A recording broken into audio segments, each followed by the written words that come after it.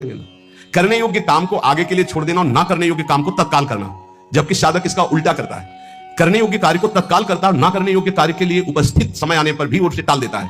कल देखेंगे उसके ना करने योग्य कार्य को तत्काल करना और करने योग्य कार्य को आगे के लिए टाल देना, इसे प्रमाद कहते हैं। पुरुषार्थहीनता, जैसे कुछ लोग ऐसे कहते हैं कि अरे वो जब आपकी कृपा होगी तो सब हो जाएगा। हाँ, आकाश से उतरेगी कृपा। तुम्हें कह रहे नाम जप करो, समय से वाणी पाठ में जाओ, समय से ऐसे करो ऐसे, ये कृपा नहीं और क्या? तुमको जो उपदेश कर रहे हैं कृपा नहीं तो और क्या? भगवान गीता में उपदेश कर रहे हैं, शास्त्रों में उपदेश कर रहे हैं, ढूंढ ढूंढ करके हर बात तुम्हारे कान तक पहुंचा रहे हैं प्रभु, ये तुम पर कृपा नहीं है? तुम आलस्य करो, प्रमाद करो। बहुत समझ में नहीं आता कि साधक क्या लक्ष्य लेकर के चलता है। पुरुषार्थहीनता है तो प्रेम प्राप्त नहीं होगा। पुरुषार्थ युक्त रहो, एक क्षण भी बर्बाद मत करो, कबहू काल वृथा नहीं जाए, इस पर ध्यान दीजिए। समय बर्बाद मत कीजिए, एक मिनट आपका बहुत कीमती है। फिर छठवां, अश्रद्धा। श्रद्धा किसे कहते हैं?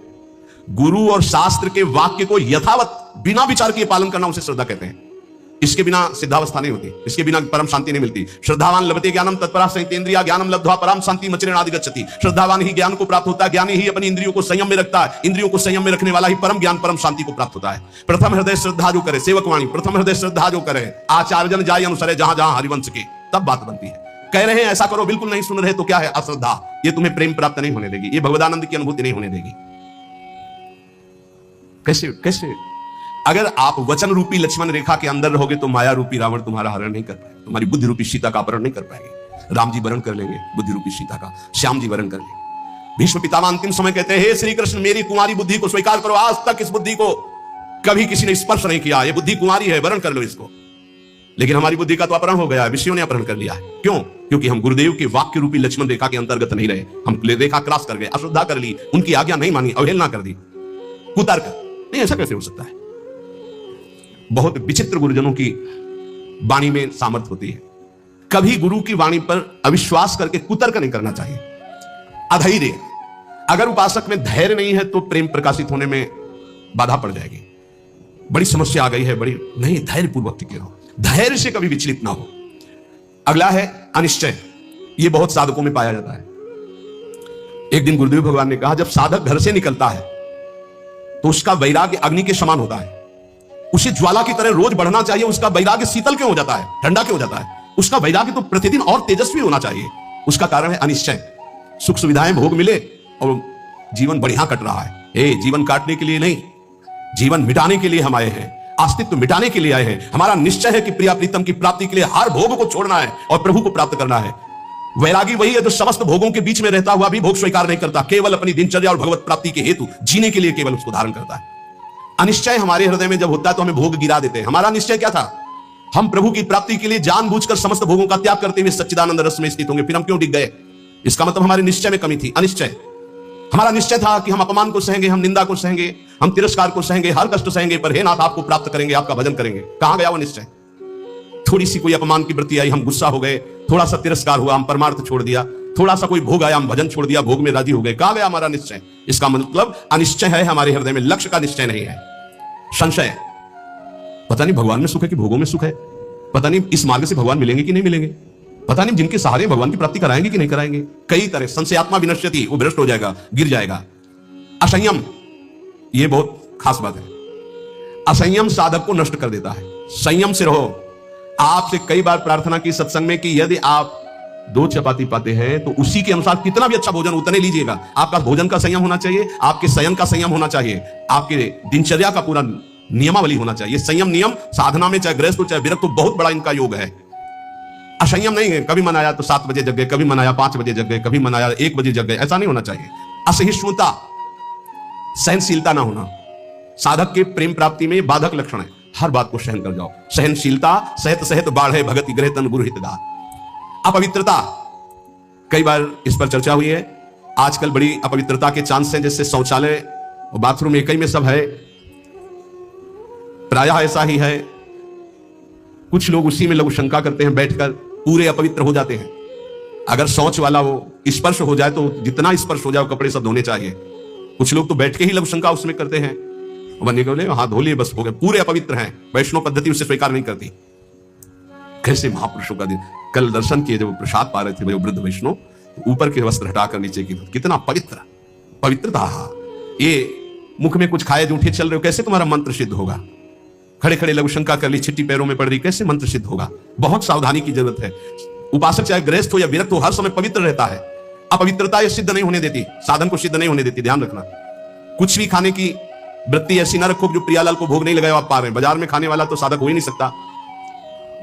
हम ये कह रहे हैं कि यदि आप बहुत ही गृहस्थ में हो और आपका मन कर रहा है कि भाई आज हम नमुक चीज पाए, तो आप पहले ये जांच करो कि जहां से ले रहे हो पवित्रता का विधान वहां है कि नहीं। नहीं तो बहुत अपवित्र रहता है, आप अच्छे से समझ लीजिए। अब वो पदार्थ भी लेके श्री जी को भोग लगाओ जो पवित्र हो, फिर पालो तो चलो ठीक है। वही बाजार में खड़े खड़े खाना पीना ये साधक या वैष्णव का लक्षण नहीं है, ये भारी अपवित्रता है जो तुम्हारे भजन में बाधा पहुंचा देगी। मान लीजिए, हाथ जोड़ के कहते हैं, क्योंकि प्राय इस पर छूट है। पवित्रता पवित्रता बहुत सावधानी से।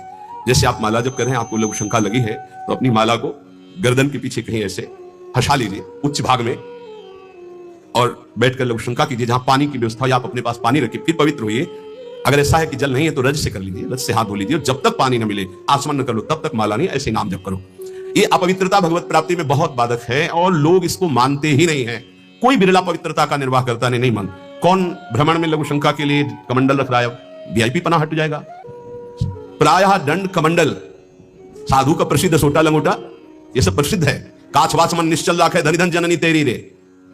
बहुत अब प्रायः दर्शन करने वालों में ऐसे दर्शन होते हैं, हाथ में बिस्लरी की बोतल ऐसे, जैसे कोई जल चढ़ाने की गंगा जली नहीं, प्रायः बिस्लरी की बोतल ऐसे हाथ में होगी। जमाना बदलता चला जा रहा है, और या स्मार्ट मोबाइल हाथ में होगा। कोई भले आदमी तो ऐसे मिलते हैं कि मोबाइल से ऐसे वीडियो दाहिने हाथ से बना रहे हो, बाएं हाथ से ऐसे कर रहे हैं। बाएं हाथ से किसको किया जाता है जानते हो? शत्रु पक्ष को। जब राजाओं के यहाँ दुश्मन का दूत जाता था तो बाएं हाथ से सलूट करता था।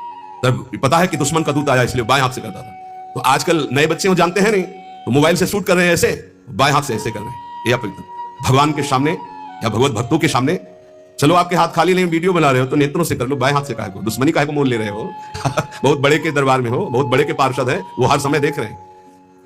आप क्या समझते हो हम अकेले चलते हैं? नहीं बोले 10-20 साथ चलते, नहीं, इनकी बात नहीं कर रहा। एक कदम भी ऐसा नहीं जिसमें हमारी महारानी जी न चलती हो। ये जो छोटे छोटे नवजात शिशु जो ये सब, ये जानते हो महारानी जी के प्रताप का आशीष लेने आते हैं। हमारा कुछ नहीं है, हमारे आगे आगे चलती है हमारी महारानी जी। हम उनकी दासी, उनके पीछे चलती है, आगे वो चलती है। ये जो फूल बरसते हैं ना, ये महारानी जी के चरणों में बरसते हैं। ये जो फूलों के पावड़े बिछे होते हैं ना, मेरी स्वामिनी जी के लिए। अगर ये मेरे लिए लगते ना तो कब का बंद करवा देते, आप ये भी समझ लो। मेरी महारानी जी के दर्शन के लिए कोई नाचता है, कोई रोता है, पूरी भीड़ में सैकड़ों रोते हैं, तो हम उनकी आंखों की तरफ देखते हैं कि मेरी प्रिया जी का कृपा प्रसाद इनकी हो। भले किसी भाव से, मेरी महारानी जी तो बड़ी रिझवार है ना। हाँ, बड़ी रिझवार। कितने के अंतिम बन गए, समय अंतिम बन गए, क्योंकि उनको तो समझ में नहीं आ रहा है ना, वो तो केवल देख रहे बाबा।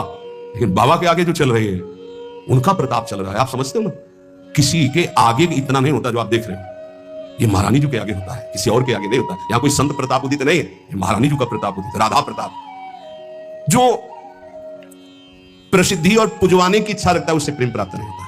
प्रेम प्राप्ति में बाधक अपनी प्रसिद्धि और पुजवाने की इच्छा नहीं। अपने इष्ट में चित्त को लगा दो। तो सेवक जी महाराज कह रहे हैं, बिस्तर है सब जग विमल कीरति, साधु संगति ना टरे, बास वृंदा विपिन पावे, श्री राधिका जो कृपा करे। अपने आप जगत में विमल कीर्ति का विस्तार हो जाता है जो प्रियालाल में चित्त जुड़ता है। अपनी पुजवाने की इच्छा, मान की चाह, ये प्रेम नहीं प्रकट होने देती। अगला, किसी से भी घृणा। जैसे कोई भी किसी भी तरह का है, किसी भी धर्म का है, कैसे भी आचरण करने वाला है, अगर वो हमारी महारानी के दरबार में आता है तो उसको हम भगवान की तरह आदर करेंगे। उसको एक जैसे हम सबका आदर करते हैं ऐसे उसका आदर करेंगे। किसी से भी घृणा नहीं। त्रिभुवन में ये तो पक्का समझ लीजिए, किसी से भी घृणा नहीं। घृणा शब्द भक्त के हृदय में नहीं होता, किसी से भी घृणा नहीं। द्वेष, अजात शत्रु भक्त होता है। अगर द्वेष है तो प्रेम प्रकट नहीं हुआ। अद्वेष्टा सर्वभूता नाम, किसी भी संसार में एक भी से भी अगर द्वेष है, दुश्मनी है, तो भगवत प्राप्ति में बाधा हो जाएगी। अजात शत्रु, तुम्हें गाली दे सर झुका लो, वो तुमसे द्वेष मान रहा है, तुम उससे द्वेष कभी मत मानो। जब दिखाई दे तो नेत्रों से प्रणाम कर लो। और निर्दयता, ये प्रेम में बाधक है। कभी किसी के प्रति कठोर व्यवहार वाणी के द्वारा, मन के द्वारा, तन के द्वारा ना करे। दुराग्रह, ऐसा होना ही चाहिए, ये कभी हट ना करे। जो ही प्यारो करे सोई मोहि भावे। ध्यान रखिए, दुराग्रह कभी प्रभु से भी ना करे कि नहीं प्रभु इतना तो होना ही चाहिए, गुरुदेव इतना तो होना ही चाहिए। नहीं, जो ही प्यारो करे सोई मोहि भावे। चपलता, जल्दीबाजी, चांचल्यता, ये साधक में नहीं होनी चाहिए। गंभीर स्वभाव, जो कार्य करे बहुत ठीक से करे। एक साधक अपनी सेवा में है, उनसे आप कोई भी जल्दी काम को नहीं करेंगे। कार्य दे दो, छोड़ दो।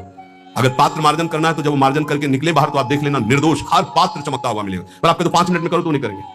जो सेवा दोगे वो सेवा होगी, पर सांगो पांग होगी, उन्हें छेड़ो मत। वो अपने आप पूरा नाम जप करते। आगे कह रहे हैं, जो भारी व्यवस्था धर्म प्रचार के चक्कर में पड़ जाता है, प्रेम प्राप्ति दुर्लभ हो जाती है। वो लक्ष्य को भूल जाता है। इतने दोषों से यदि बच जाया जाए गुरु कृपा से, तो सहज भजन में रुचि हो जाए और भगवत प्राप्ति हो जाए और प्रेम प्राप्ति हो जाए। आहार दोष, अस्वस्थता, आलस्य, प्रमाद, पुरुषार्थहीनता, अश्रद्धा, कुतर्क, अधैर्य, अनिश्चय, संशय, असंयम, असहिष्णुता, अपवित्रता, प्रसिद्धि, पुजवाने की इच्छा, मान की चाह, घृणा, द्वेष, निर्दयता, दुराग्रह, चपलता, जल्दीबाजी, परदोष दर्शन, परनिंदा, परचर्चा, बाहरी वेशभूषा सजाना, विवाद, शास्त्रार्थ करना, शरीर के आराम की चाह, विलासिता और दूसरों से सेवा कराने की आदत बनाना, लोक में मनोरंजन करना, कुसंग करना, साधना के प्रतिकूल, साधना के अनावश्यक साहित्यों को पढ़ना, अनावश्यक बातों को सुनना, साधना के प्रतिकूल सत्संग सुनना, भजन में लापरवाही, गुरु के वचनों पर अविश्वास, दूसरे साधन और लक्ष्य के प्रति लोभ और विपत्ति में घबरा जाना, ब्रह्मचर्य का नाश करना, साधना में अभिमान करना, कर्तव्य को भूल जाना, प्रभु के समान किसी को भी मानना नहीं। मतलब ये समझना, हम सबको प्रभु मानते हैं, लेकिन प्रभु के समान का मतलब है कि प्रभु जहां हमारे हृदय में है वहां किसी का स्थान नहीं। अगर वो स्थान दे दिया तो भगवत स्मरण चला जाएगा, उसकी स्मृति आ जाएगी। और विशेष विशेष कारणों से लक्ष्य को भूल जाना, ये भगवत प्राप्ति में बहुत बाधक है।